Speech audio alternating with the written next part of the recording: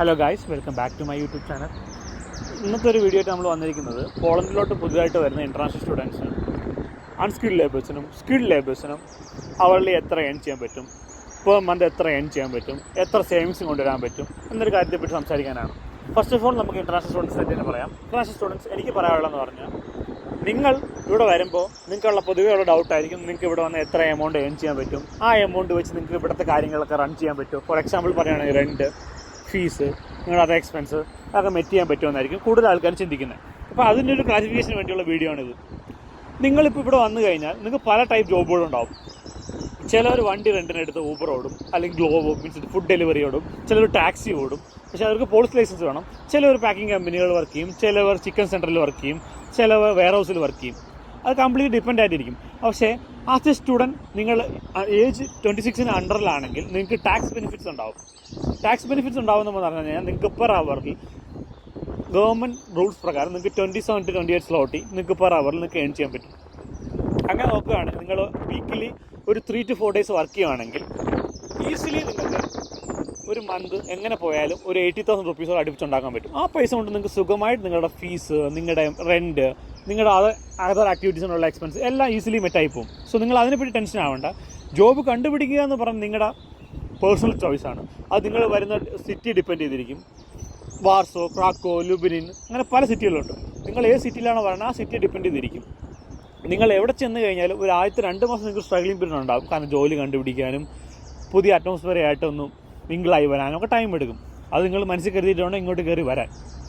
ഞാൻ വന്ന സമയത്തും എനിക്ക് നല്ല പ്രശ്നം ഉണ്ടായിരുന്നു. ജോബ് കണ്ടുപിടിക്കാനും ഒറ്റയ്ക്കായതിൻ്റെ ഒരു വിഷമം എല്ലാം ഉണ്ടായിരുന്നു. അതൊക്കെ പിന്നെ പച്ചപ്പായി പോകും. അതൊന്നും പ്രശ്നമുള്ള കാര്യമാണ്. നിങ്ങൾ ഈ സറൗണ്ടിങ്സ് ആയിട്ടൊന്ന് മിങ്കിളായി വരുമ്പോൾ അതൊക്കെ ഇറ്റ്സ് നോർമൽ, ക്വൈറ്റ് നോർമലാണെന്ന് നിങ്ങൾക്ക് തന്നെ തോന്നും. അപ്പോൾ ഞാൻ പറഞ്ഞു വന്നതെന്ന് പറഞ്ഞാൽ, ജോബ് കണ്ടുപിടിക്കാനും എത്ര ഏൺ ചെയ്യാൻ പറ്റുമെന്നുള്ള ഒരു ക്ലാരിഫിക്കേഷൻ വീഡിയോ ആണിത്. നിങ്ങൾക്ക് ഈസിലി നിങ്ങളുടെ കാര്യങ്ങളൊക്കെ മെറ്റ് ചെയ്ത് പോകാവുന്നേ ഉള്ളൂ. നിങ്ങൾ അതിനെപ്പറ്റി ടെൻഷൻ ആവേണ്ട. പക്ഷേ നിങ്ങൾ എപ്പോഴും പ്രയോറിറ്റൈസേഷൻ കൊടുക്കേണ്ടത് നിങ്ങൾ സ്റ്റഡീസിനായിരിക്കണം. നിങ്ങൾ ഇവിടെ പലരും വന്നിട്ട് സ്റ്റുഡൻറ്റ് വിസയിൽ വന്നിട്ട് ജോബ് വിസയിലോട്ട് കൺവേർട്ട് ചെയ്യുന്നുണ്ടായിരുന്നു. ഇപ്പോൾ ആ റൂൾ അവരെടുത്ത് മാറ്റി. ആസ് എ സ്റ്റുഡൻറ്റ് നിങ്ങൾ ആ കോഴ്സ് പീരീഡ് കഴിഞ്ഞതിന് ശേഷം മാത്രം നിങ്ങൾക്ക് ജോബ് വിസയിലോട്ട് കൺവേർട്ട് ചെയ്യാൻ പറ്റുള്ളൂ. ഇപ്പോൾ അങ്ങനത്തെ റൂൾസൊക്കെ വന്നിട്ടുണ്ട്. അപ്പോൾ നിങ്ങൾ സാലറി ഡിഫറൻസ് ആണ് ഇനി പറയാനുള്ളത്. സ്കിൽഡ് ലേബേഴ്സും അൺസ്കിൽഡ് ലേബേഴ്സും തമ്മിലുള്ള സാലറി ഡിഫറൻസ് ആണ്.